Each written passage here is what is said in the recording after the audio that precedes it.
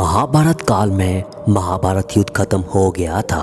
युद्ध भूमि में चारों तरफ योद्धाओं के फटे वस्त्र, मुकुट, टूटे शस्त्र, टूटे रथों के चक्के आदि चारों ओर बिखरे हुए थे और वायुमंडल में घुली हुई थी घोर उदासी। गिद्ध, कुत्ते, सियारों की उदास और डरावनी आवाज़ों के बीच निर्जन हो चुके उस भूमि के द्वापर के सबसे महान गुरु योद्धा भीष्म पितामह सरसैया पर पड़े सूर्य के उत्तरायण होने की प्रतीक्षा कर रहे थे। तभी उनके कानों में एक ध्वनि शायद घोलती हुई पहुंची, प्रणाम पितामह। भीष्म पितामह के सूखे हुए होंठों पर एक मरी हुई मुस्कुराहट तैर उठी और बोले, आओ कृष्ण, आपका स्वागत है। मैं बहुत देर से तुम्हारा ही स्मरण कर रहा था। कृष्ण बोले, क्या कहूँ पितामह, तो ये भी नहीं पूछ सकता कि कैसे हो आप।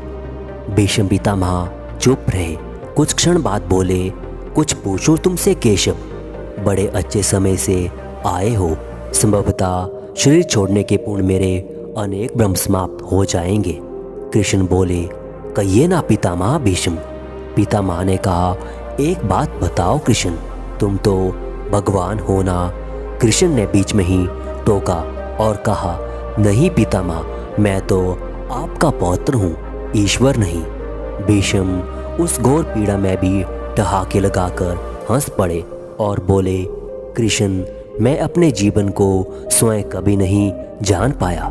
संभवतः नहीं जानता कि अच्छा रहा या बुरा रहा, पर अब तो इस तरह से जा रहा हूँ केशव, अब तो ठगना छोड़ दो। कृष्ण भीष्म पितामह के थोड़ा करीब आए और उनका हाथ पकड़कर बोले, कहिए पितामह, क्या पूछना है आपको। भीष्म पितामह ने कहा, एक बात बताओ केशव, इस युद्ध में जो हुआ ठीक था क्या कृष्ण। कृष्ण ने कहा, किसकी ओर से पितामह, पांडवों की ओर से या कौरवों की ओर से। भीष्म पितामह ने कहा, कौरवों के कृत्यों पर चर्चा का तो अब कोई अर्थ नहीं रह गया है केशव, पर क्या पांडवों की ओर से जो हुआ वो सही था। आचार्य द्रोण का वध, दुर्योधन की जांघा के नीचे प्रहार, दुशासन की छाती का चीर जाना, जयद्रथ के साथ हुआ छल, नियते कर्ण का वध, सब ठीक था क्या। कृष्ण ने कहा, इसका उत्तर मैं कैसे दे सकता हूँ पितामह, इसका उत्तर तो उन्हें देना चाहिए जिन्होंने ये किया। उत्तर दे दुर्योधन का वध करने वाले भीम, उत्तर दे कर्ण और जयद्रथ का वध करने वाले अर्जुन। मैं तो इस युद्ध में कहीं नहीं था पितामह। भीष्म पितामह ने कहा, अभी भी तुमने छलना नहीं छोड़ा केशव। विश्व भले कहता रहे कि महाभारत को अर्जुन और भीम ने जीता है, पर मैं जानता हूँ कृष्ण कि ये तुम्हारी और केवल तुम्हारी विजय है। मैं तो उत्तर तुम्ही से पूछूंगा कृष्ण। भीष्म पितामह के इतना कहते ही कृष्ण थोड़ा गंभीर स्वर में बोले, तो सुनिए पितामह, कुछ बुरा नहीं हुआ और कुछ अन्याय नहीं हुआ, वही हुआ जो होना चाहिए था। भीष्म पितामह ने कहा, ये तुम कह रहे हो केशव, मर्यादा पुरुषोत्तम राम का अवतार कृष्ण ये कह रहे हैं, ये छल तो किसी युग में हमारे संस्कारों का अंग नहीं रहा, फिर ये उचित कैसे हुआ। कृष्ण ने कहा, इतिहास से शिक्षा ली जाती है पितामह, पर निर्णय वर्तमान की परिस्थिति के आधार पर लेना पड़ता है। हर युग अपने तर्कों और अपनी आवश्यकताओं के आधार पर अपना नायक चुनता है। राम त्रेता युग के नायक थे, मेरे भाग में द्वापर आया था। हम दोनों का निर्णय एक सा नहीं हो सकता पितामह। भीष्म पितामह ने कहा, मैं कुछ समझ नहीं पाया कृष्ण। कृष्ण ने कहा, पितामह, राम और कृष्ण की परिस्थितियों में बहुत अंतर है। राम के युग में खलनायक भी रावण जैसा शिव भगत होता था। तब रावण जैसे नकारात्मक शक्तियों के परिवार में भी विभीषण जैसे संत हुआ करते थे।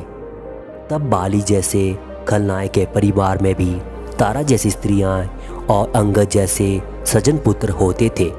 उस युग में खलनायक भी धर्म का ज्ञान रखते थे, इसलिए राम ने उनके साथ छल नहीं किया।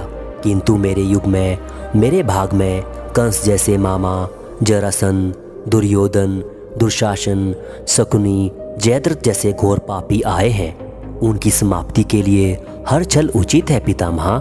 पाप का अंत आवश्यक है पितामह, वो चाहे जिस विधि से हो। भीष्म पितामह ने पुनः प्रश्न किया, तो क्या तुम्हारे इन निर्णयों से गलत परंपराएं नहीं प्रारंभ होगी? क्या भविष्य तुम्हारे इन छलों का अनुसरण नहीं करेगा, और यदि करेगा तो क्या ये उचित होगा? कृष्ण ने कहा, भविष्य तो इससे भी अधिक नकारात्मक आ रहा है पितामह। कलयुग में तो इतने से भी काम नहीं चलेगा। वहाँ मनुष्य को कृष्ण से भी अधिक कठोर होना होगा, नहीं तो धर्म समाप्त हो जाएगा। जब क्रूर और अनैतिक शक्तियाँ सत्य एवं धर्म का समूल नाश करने के लिए आक्रमण कर रही हो तो नैतिकता अर्थहीन हो जाती है पितामह। तब महत्वपूर्ण होता है विजय। केवल विजय। भविष्य को यही सीखना ही होगा पितामह। भीष्म पितामह ने पूछा, क्या धर्म का भी नाश हो सकता है केशव? और यदि धर्म का नाश होना ही है तो क्या मनुष्य इसे रोक सकता है? कृष्ण ने कहा, सब कुछ ईश्वर के भरोसे छोड़कर बैठना मूर्खता होती है पितामह। ईश्वर स्वयं कुछ नहीं करता, केवल मार्गदर्शन करता है। सब मनुष्य को ही स्वयं करना होता है। आप मुझे भी ईश्वर कहते हैं ना, तो बताइए ना पितामह, मैंने स्वयं इस युद्ध में कुछ नहीं किया, सब पांडवों को ही करना पड़ा। यही प्रकृति का नियम है। युद्ध के प्रथम दिन ही यही तो कहा था मैंने अर्जुन से, यही परम सत्य है। कृष्ण की बातों को सुनकर पितामह संतुष्ट हो गए। उनकी आंखें धीरे धीरे बंद होने लगी। उन्होंने कहा, चलो कृष्ण, इस पृथ्वी पर अंतिम रात्रि है, कल संभवतः चले जाना होगा। अपने इस अभागे भगत पर कृपा करना कृष्ण। कृष्ण ने मन में ही कुछ कहा और भीष्म को प्रणाम कर लौट चले। पर युद्ध भूमि के उस डरावने अंधकार में भविष्य को जीवन का सबसे बड़ा सूत्र मिल चुका था। जब अनैतिक और क्रूर शक्तियां सत्य और धर्म का विनाश करने के लिए आक्रमण कर रही हो तो नैतिकता का पाठ आत्मघाती होता है। ईश्वर कुछ भी नहीं करते, ईश्वर सिर्फ मार्ग दिखाते हैं। सब कुछ हमें ही करना पड़ता है और ईश्वर के भरोसे हाथ पर हाथ रख के बैठे रहना मूर्खता होती है।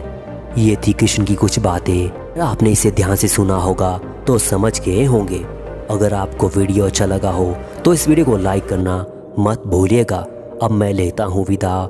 मिलते हैं एक और नई ज्ञानवर्धक वीडियो के साथ।